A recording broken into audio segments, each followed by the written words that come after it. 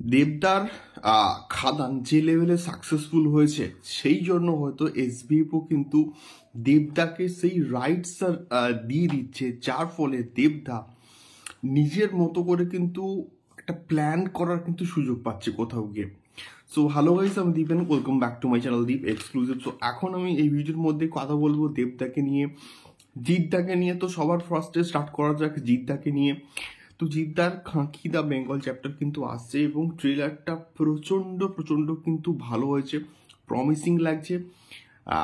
বাংলাকে যেভাবে পোর্ট্রে করা হয়েছে জাস্ট দেখবার মতন, এবং সেই ট্রেলারটা কোথাও গিয়ে প্যান ইন্ডিয়া লেভেলে প্রচণ্ড কিন্তু সাকসেসফুল হয়েছে।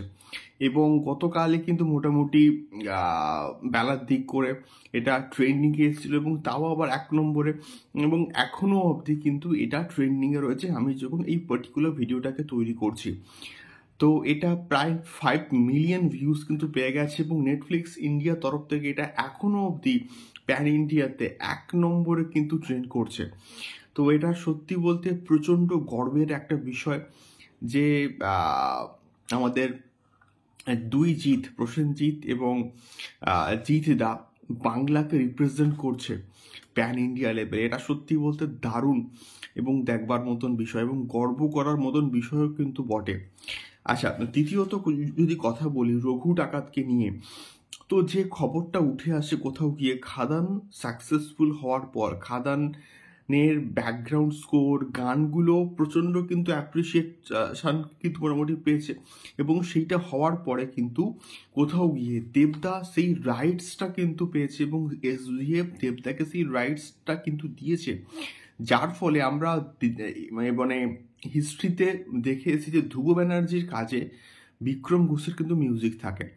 তো বিক্রম ঘোষের মিউজিক এবং ধ্রুব ব্যানার্জি ব্যাপক একটা কম্বিনেশনস।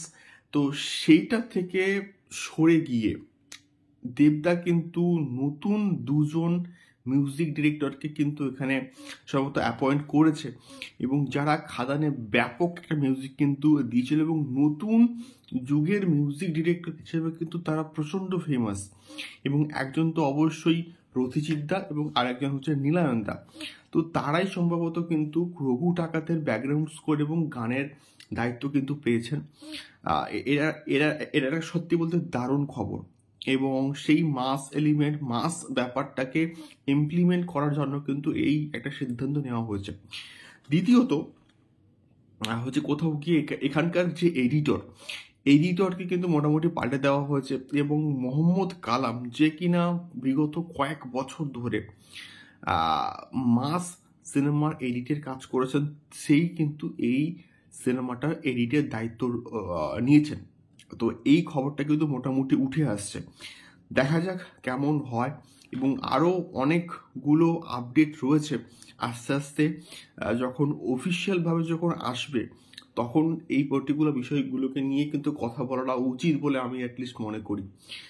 তো এটাই ছিল বেসিক্যালি দুটো আপডেট। তোমাদেরকে ফিডব্যাক জানিও কমেন্ট বক্সে কমেন্ট করে। দেখা হচ্ছে পরবর্তী ভিডিওতে।